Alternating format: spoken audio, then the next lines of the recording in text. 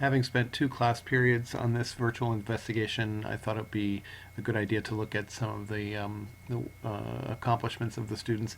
Here's a team that did recognize the importance of the potential energy at the top of the ramp and the kinetic energy at the bottom of the ramp. They identified those as being important numbers to know, but they missed the further connection, which is that whatever the potential energy is at the top, that should become the kinetic energy at the bottom, given the fact that we've set up this first investigation to get the parallel force. We've set up this first investigation in an ideal frictionless environment. So every single joule of potential energy at the top should be converted into kinetic energy at the bottom. They seem to have that right there in this in their second trial, but really nowhere else um, uh, in their experiment do they wind up replicating that. So their data is kind of messy. I'm sure they were not able to find much.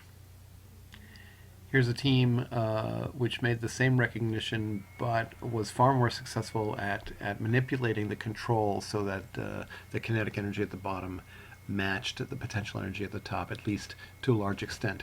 And so they wound up with accelerations at various angles that make a lot of sense.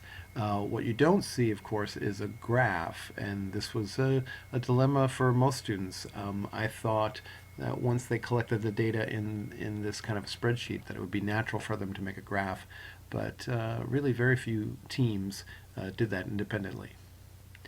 This team actually makes the graph here, and other than that little kind of kink in the works right there, they have the suggestion here of a sort of a nonlinear relationship. That possibly, as we know now, the parallel force would be a function of the sine of the angle, but it's revelatory to see them calculate the parallel force divided by the angle.